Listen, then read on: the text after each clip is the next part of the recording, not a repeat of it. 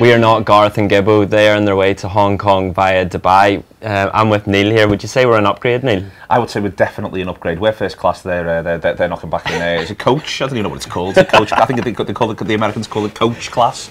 Never quite understood that really. But I think it's because people don't like the phrase third class. We might get this gig for good. I'm hoping. Fingers crossed. We'll see how it goes. Yeah, the first thing, there's been no real new player links. The only real news that has come out this morning is that Leipzig have contacted Liverpool to say that Kite is not for sale, which is very strange. I don't think I've ever heard of that actually happening before or being reported on. No, I think the no player links remains for me the most interesting thing, combined with what the manager said last night, where he was like, we're working on stuff. You know, you'd think by now, because Liverpool is covered by good journalists, and it's not about the club briefing the club. I think it's become increasingly clear from everything that everyone's saying and what happened with Van Dijk. The club now is not briefing anybody, but what's happening is that there's not, you know, these journalists who are very good at finding things out and not finding anything else about any other players, and that suggests to me, given what the manager said last night, there's huge confidence Liverpool are going to sign Van Dijk and Keita.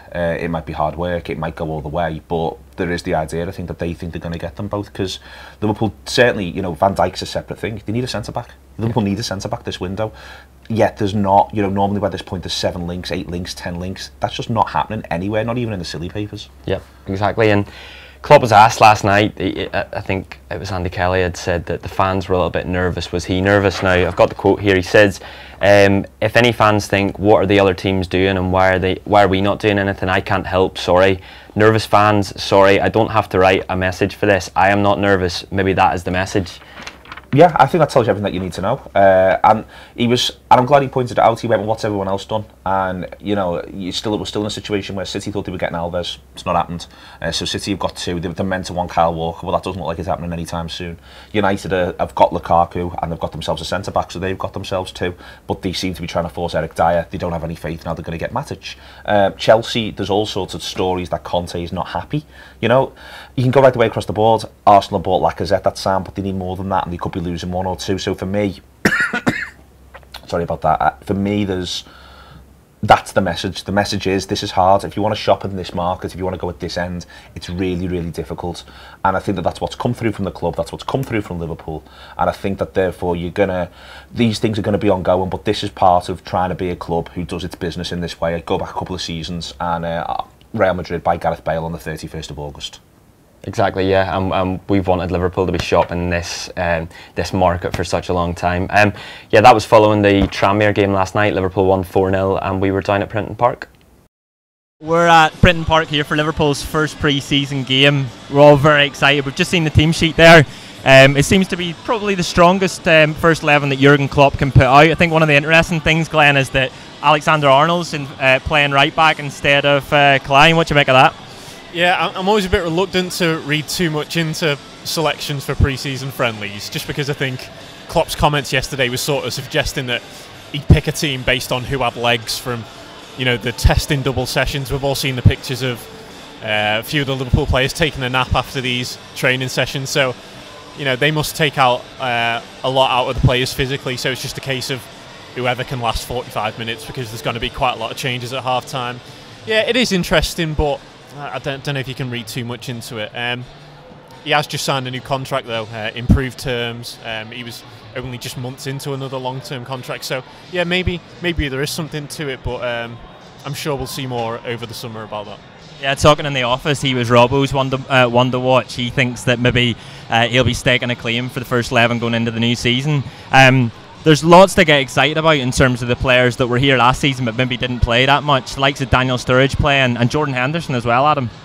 Yeah, definitely. I mean, the Henderson thing, there's been more mystery surrounding that probably than even the Sturridge thing, because we didn't know what his injury was. I think that I guess the positive way of looking at it is that Klopp decided that that he could get through the season and get to that 4th place without having to use him and risk him pulling up again, breaking down. And so, with that in mind, you know, he's aiming to get Jordan through a full pre-season, a tough pre-season, and then for him to be able to play the whole of next season. So, I mean, let's think about it in that positive way. And who are you most excited about seeing, Glenn? Is there anyone that, you know, there's the likes of Ojo that last pre-season had been touted, maybe given you know, Mane, you know, some trouble in terms of our first 11, but Grujic as well had a brilliant pre-season. Is there anyone that catches your eye that you're most particularly looking forward to seeing? I think with the case with all pre-season friendlies, it's basically looking at players who you haven't seen before. So the one for me tonight is Solanke. He's made, you know, quite a surprise move, to be honest. You wouldn't associate a Chelsea youngster, you know, joining Liverpool with that path. You'd normally go down to a lower league club and then work yourself back up. But yeah, no, it's going to be interesting. He's been training with the first team the past week. I think when he first signed, the talk was that he was going to develop in the under-23s, but he's going to be given his chance tonight. Who else? I quite like watching Carrier, see how he's come along. I think up until about 5 games into last pre-season, he didn't have a save to make, so hopefully we can see him tested this evening. Yeah, full 90 minutes for Karius as well. Yeah, lots to look forward to. If you have a look on Anfield Wrap Social, we'll be covering it on Snapchat, on Instagram. There'll be a pink afterwards as well, Neil. So keep an eye out for that.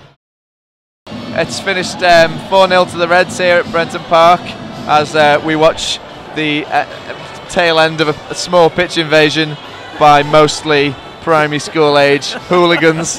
There were lads doing Klinsmans. They had their top off like little lads of the age of sort of 10. Ugly scenes. They're handing out Asbos as we speak on the pitch. It's okay. What did you make of it? No. I thought it was good. Thought the both halves maybe showed that they're not quite at full fitness yet. They started brightly in both halves, the Reds, and then kind of tailed off a bit in both. And yeah, I thought that you can sort of see who needs to make a name for themselves, I guess. The kings of pre-season, Ojo and Grujic, shone in the first half. Grujic loves a pre-season, doesn't he? Loves the pre-season. Scored a 50-yard screamer.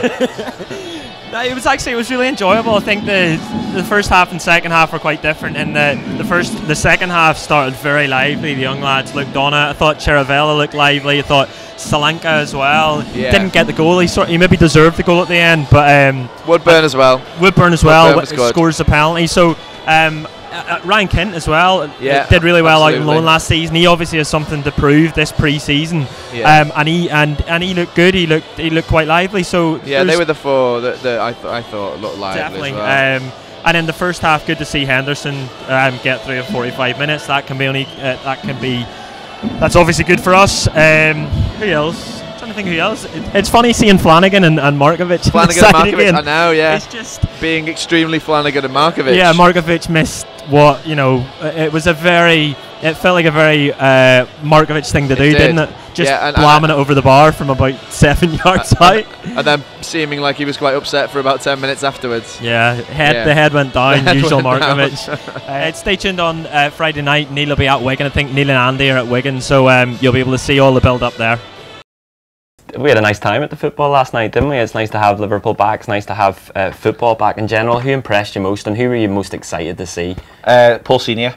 But happy birthday. Yes, but beyond that sort of point, I thought Henderson and Firmino, in different ways, Firmino didn't look like he just had a 23-day wedding, and Henderson didn't look like he was coming back from an injury. I thought that Henderson's, you know, he looked to be in no discomfort whatsoever, and you could, even at that level, even in that sort of game, you could already see how much faster the ball was moving, you know, from the back end of last season. And I actually thought you saw that in a different way second half, when, for instance, you know, Klavan, I thought was really ponderous on the ball, you know, given that level of game. But he didn't have, for instance, Henderson just stood there saying, "Just give it to me, and I'm going to pop it off so fast you won't even know what's going on." Yeah.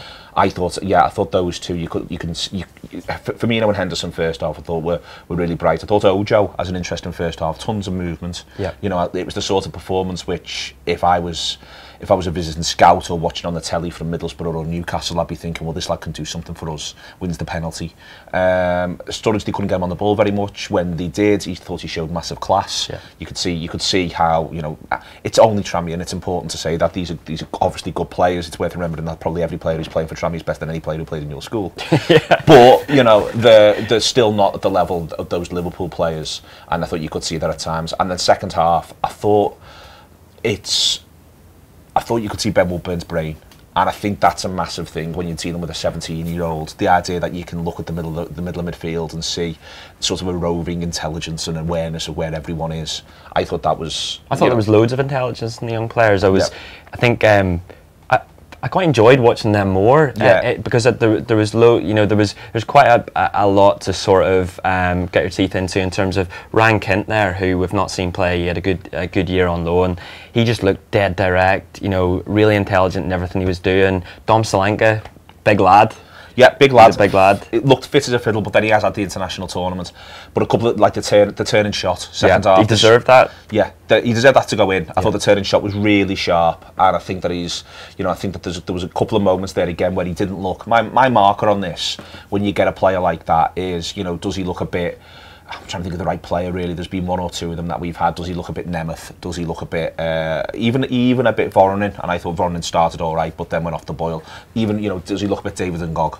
And he didn't look any of those. He looked a different. He looked like a proper proposition, and that's the marker for him. I think he's got to be able to. Did he look like he's got 20 minutes coming off the bench in one of the first 3 games of the season in him? Absolutely, and I think that's major. Yeah, and I think that's one of the things. If I was a young player in this Jürgen Klopp squad, all I'd be looking back to is last summer when the likes of Ajari and Woodburn all performed really well, are all given chances in the cup competitions throughout the season. So it's definitely, it's a time for them to perform, and I'd be looking forward to that if I were them. We've got loads coming up in the Anfield wrap, don't we? Yeah, tons today. We didn't have much yesterday, partially because we were waiting for the game, but we've already put a gutter show out today. There'll be another one tomorrow. We recorded it yesterday, but because of the game, we didn't really want to get in the way of the game. So that's come out first thing this morning. We've got on top of that something pretty special we think we've got coming out this evening, which I can't talk about yet, sorry, but that'll be with you soon. And then on top of that, we've got all the usual sort of shows going into Friday. So I had to send Sean an email this morning, moving everything around because we had too many shows. And we've got John and Gareth are on the way currently to Dubai, and then after that they're going on to Hong Kong, and they're going to be gathering as much content across everything that we do as they possibly can. You're going to see them doing stuff on Twitter, on Instagram, on Facebook, and they're also going to be battering our heads on WhatsApp. And Gibbo's promised that he would eat some exotic foods. He claimed a scorpion. He is the Scorpion King. And all of that is to come, but also, they're going to be the 2 matches that are out there as well. They're going to be covering that, and we're going to have some sort of presence at Wigan on Friday, and again a post-match show. We did one last night. They're not going to be 45-minute epics because you can only take so much from these pre-season games, but we are going to be there and sort of trying to give you the flavour of them as much as we can, of the way in which these games have gone. And it's exciting to have the football back. We all want to see. I'm not nervous. The nervous thing's interesting. We all want to see transfers happen pretty soon because you want to see these new additions. I like the manager. I'm not that nervous, and I'm not nervous firstly because you get to watch those good Liverpool players last night, but also because you feel as though it will come together. But we're going to be staying right the way on top of transfers. And Gutman's gone away, but Paul Senior's sitting in. That's the wrap up.